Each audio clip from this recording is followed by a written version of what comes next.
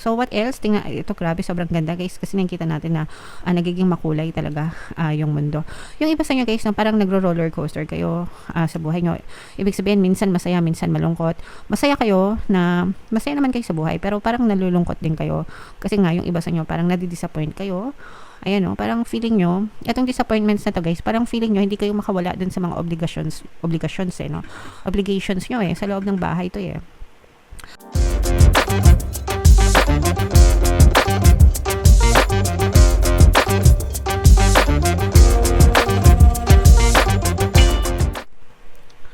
Hello guys, hello Leo, welcome back to Pinay Pixie Tarot. Ang pamagat ng episode natin for tonight is No Moon Kapalaran para ngayong January to February para sa Leo, Sun, Moon, Rising, Sign, and Venus. Yung ating No Moon guys ngayong January ay sa January 29 mga kapixie. Tapos yung next na No Moon naman natin ay sa February 27 guys. So ang reading na to ay para sa period na yan, mga kapixie. Unahin natin tong moon message. Grabe, no? Unang card pa lang, swerte agad, guys. Jajan! Luck is on your side, mga kapixie. Swerte, no? Ang swerte ay nasa panig mo. Yan yung ibig sabihin yan, guys. So, pumapabor yung swerte sa inyo, pumapanig yung swerte sa inyo, mga kapixie, no? Ito'y Chinese New Year, ito, mga kapixie. So, parang bagong taon sa Chinese, no?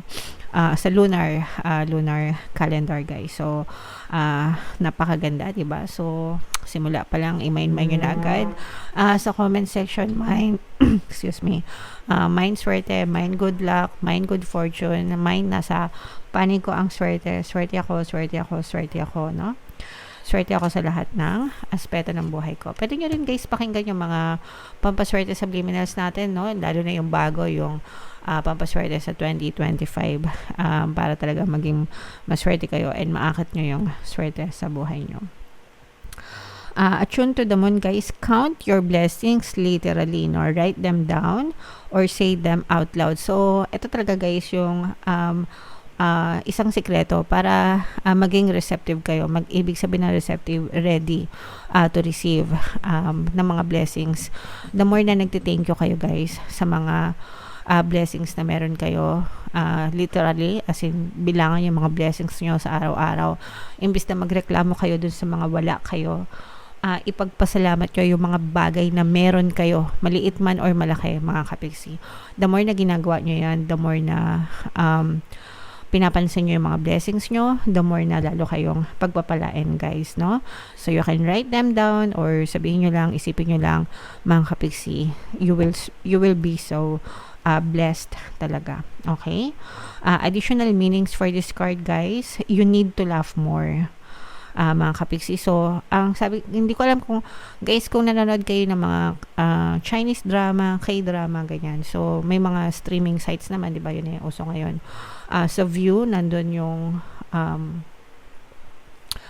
drama ni Shen Yue, no? Chinese drama yon, yung Smile Code. Si Shen Yue kasi, Guyi yung pangalan niya doon, yung babae, no? Siya yung bida doon sa I Love So Beautiful na Chinese drama, yung babae. And stand-up comedian siya doon.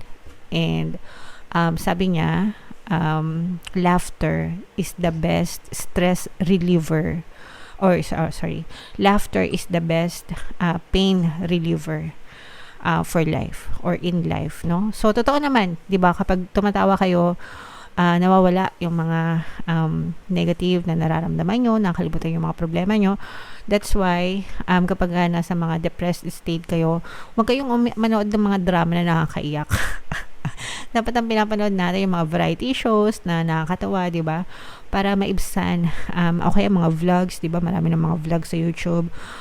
Yung mga Pinoy na mga vloggers na nakakatawa, di ba? Nakakatuwa, nakaka-inspire. So, yung mga ganun yung panoorin yung mga kapixie. Para mawala yung mga depression nyo, guys. Okay? This is a wonderful time to start a course of study or teaching sa mga gusto mag-aral or sa mga gusto magturo. Guys, ito yung best time para sa inyo, 2025. Don't be narrow-minded. Kailangan open-minded tayo palagi, mga kapiksi. Okay? And start a week of gratitude practice. No? Yan yung sinabi ko sa inyo. Practice gratitude, pagpapasalamat, mga kapiksi. Okay? So, yeah. Yan yung message para sa inyo. Leo, comment down below if naka-resonate kayo dyan. So, tingnan natin yung ganap sa inyo ngayong new moon season, mga kapiksi. Shuffle ko to. Habang sinashuffle ko to, guys, panoorin nyo muna yung video natin regarding sa ating paano mag-manifest ng abundance video course. Kapiksi, sawa ka na ba sa mga struggles at hirap sa buhay mo? Masipag ka ba at masikap sa buhay ngunit hindi ka pa rin umaasenso? Ilang beses ka na bang nag-attempt mag-negosyo at mag-invest pero palagi ka pa rin nalulugi? Sa pagkakataon na ito ay maaaring may subconscious beliefs ka na nagiging balakid sa iyong pag-unlad at pagyaman. Introducing, paano mag-manifest ng abundance video course. Dito ay matututunan mong ma-overcome ang mga balakid mo para tuluyan ka ng umunlad, umasenso, sumagana, maging matagumpay, successful at maswerte sa iyong kabuhayan, pera, trabaho, negosyo sa lapi at kaperahan ng bonggang-bongga. Dali, mag-send na ng email sa pinoypixie@gmail.com at simulan na ang iyong pagyaman ngayon. Alright, so sa lahat ng gusto mag-avail ng course, guys, yung promo natin ngayong January, magbibigay tayo ng 10% discount sa lahat ng gusto mag-avail ng course. Kaya mag-avail na kayo, guys.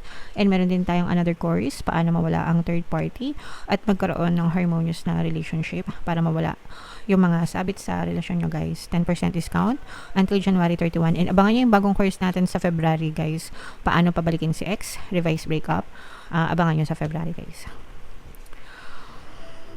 So, Leo, kayo ay na-represent ng Mother of Wands. Ito yung ating moon energy. Ito yung both negative and positive. Sa negative, guys, no, unahin natin yung negative, no. Medyo na-stress kayo kasi yung iba sa inyo, maraming problema, maraming pasan-pasan.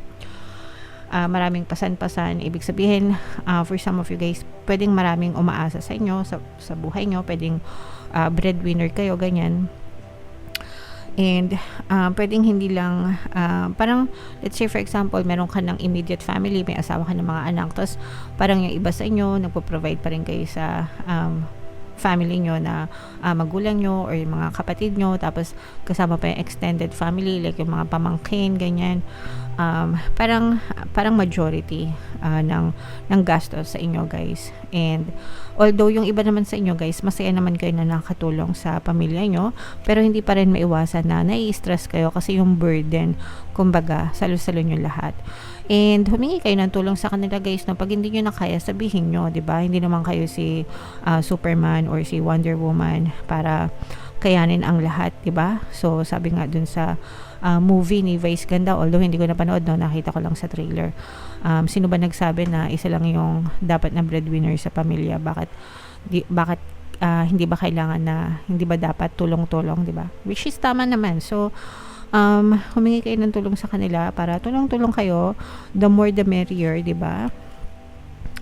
Kumbaga, mas marami kayo, mas mabuti para mas magaan yung pagdadala ng dalahin sa pamilya, mga kapiksi. So, humingi kayo ng tulong sa kanila kung kinakailangan, guys, para gumaan-gaan yung burden nyo, okay? And on the good side naman, for some of you guys, ito, guys, nakikita natin na patuloy na lumalago yung kabuhayan nyo and may mga bagong opportunities pa actually na maaaring dumating sa inyo pagdating sa kaperahan. So, pwedeng magkaroon kayo ng bagong pagkakakitaan. Although, nakikita natin na for some of you, parang pinag-iisipan nyo pa, hindi pa kayo desidido, no, kung gagawin nyo ba talaga tong extra income na to. I'm sensing that this is more on extra income on top of your current income, no? Kasi sa panahon ngayon, uso na yun, di ba, na hindi ka nagre-rely sa isang source of income lang. Kailangan meron kang fallback, no? Danas na natin kasi yan, di ba, nung pandemic, maraming nawalan ng trabaho. Isa na ako doon. Imagine, guys, no, nung pandemic, 2 na yung trabaho ko pero parehas pa silang nawala. Ibig sabihin lang, huwag tayo masyado mag-rely sa isang source of income. Kailangan meron talaga tayong other sources of income para if in case na mawala yung isa, meron ka pang fallback mga kapiksi. So yung iba sa inyo, parang ganon yung nangyayari. Although yung iba, parang undecided pa kayo mga kapiksi kung itutuloy nyo or hindi. So, pag-aralan nyo mabuti, guys, as long as kaya nyo pa, as long as gusto nyo, di ba? Kasi yung iba baka napipilitan lang kasi nga breadwinner kayo or kailangan nyo mag-provide sa madami, pero kung kaya naman nila kayong tulungan, di ba? Humingi kayo ng tulong mga kapiksi. So, what else? Tingnan, ito grabe, sobrang ganda guys kasi nakikita natin na nagiging makulay talaga yung mundo. Yung iba sa inyo guys, na parang nagro-roller coaster kayo sa buhay nyo. Ibig sabihin, minsan masaya, minsan malungkot. Masaya kayo na, masaya naman kayo sa buhay, pero parang nalulungkot din kayo. Kasi nga, yung iba sa inyo, parang nadi-disappoint kayo. Ayan o, parang feeling nyo, etong disappointments na to guys, parang feeling nyo, hindi kayo makawala dun sa mga obligations no? Obligations nyo sa loob ng bahay to parang hindi nyo siguro alam kung paano sasabihin sa pamilya nyo, ganyan na nahihirapan na ako sa mga gastusin, kasi parang iniisip nyo na baka feeling nila nagrereklamo ka, ganyan. Parang hindi nyo masabi sa kanila yung mga saloobin nyo na naiisip nyo lang, kasi baka parang kapag sinabi nyo, kayo pa yung lumabas na masama sa kanila. Pero kung sasaloobin nyo lang yan guys, kimin nyo lang, di ba? Ikaw lang yung magsasuffer lalo. So, mas mabuti na yun sabihin mo sa kanila na kailangan mo ng tulong para hindi ka malunod mag-isa, mga kapiksi, no? And, pero nakikita naman natin dito guys na talagang malalampasan nyo rin yan, makaka-recover din kayo dito sa mga bigat ng dalahin nyo. And actually, mas lalo pa nga nagiging makulay yung mundo nyo, no? Si universe ang magbabalik ng mga rewards na deserve nyo, Leo, no? Magiging makulay yung mundo mo, no? Ibig sabihin, magkakaroon din ng end yung mga sufferings mo, mga kapiksi. So, hanggang kaya pang tisin. Kung hindi na kaya, magsabi, di ba? Para patas-patas, pantay-pantay, tulong-tulong, walang lamangan, para magaan din yung pagdadala ng buhay sa loob ng pamilya, guys, okay?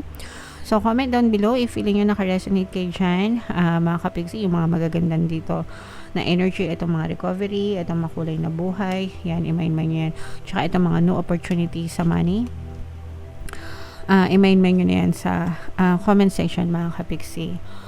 Deserve nyo yan, okay? And for more tarot readings para sa Leo guys, ito yung playlist nyo, ito naman yung ating success stories ng paano mag-manifest ng abundance video course. Click here to subscribe guys. Ito yung ating mga pampaswerte subliminals. Thank you for liking, sharing, and subscribing, and see you again next time. I love you all. Have a nice day. Bye-bye.